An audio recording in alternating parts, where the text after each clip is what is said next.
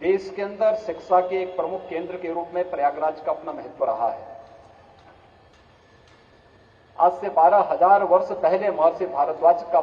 गुरुकुल, जिसे आप भारत का पहला गुरुकुल कह सकते हैं, इसी प्रयागराज की धरती पर है। और प्रयागराज हमारा न्याय का पवित्र मंदिर भी है, जहां पर अपनों से जब कोई व्यक्ति पीड़ित होता है, प्रताड़ित होता है, जीवन की हर प्रकार की आस और विश्वास को खो देता है, तो बड़ी आशा भरी निगाहों से वह फिर न्याय के इस मंदिर की ओर देखता है और यहां पर उसे जो राह मिलती है वह जीवन की एक नई राह होती है। और बार और बैंक का यह समन्वय आज यहां पर इसे इस रूप में प्रस्तुत करने का कार्य भी कर रहा है। जब बार एसोसिएशन अपने 150 वर्ष पूर्ण कर रहा है, यह महज संजोगी है कि देश अपनी आजादी का अमृत महोत्सव भी पूर्ण किया है।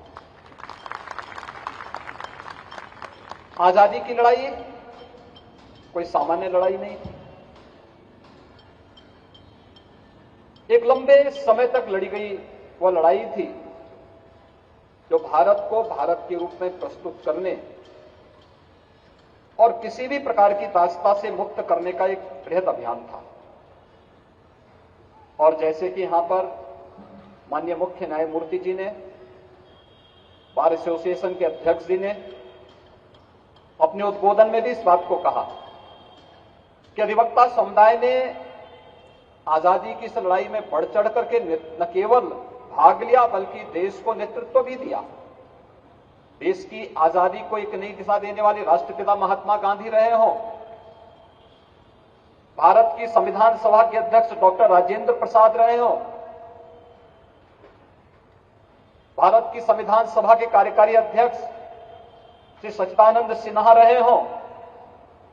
या फिर देश के संविधान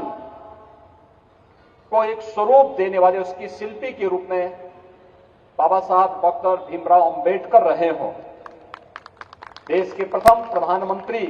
पंडित जवाहरलाल नेहरू रहे हों, या देश के प्रथम उप प्रधानमंत्री और गृह मंत्री के रूप में सरदार वल्लभ भाई पटेल रहे हों, देश का हर वह स्वतंत्रता संग्राम सेनानी जिसने उस कालखंड में जुल्म की परवाह के बगैर लगातार देश की आजादी के लिए लड़ता रहा, जूझता रहा, उसमें अधिवक्ता समुदाय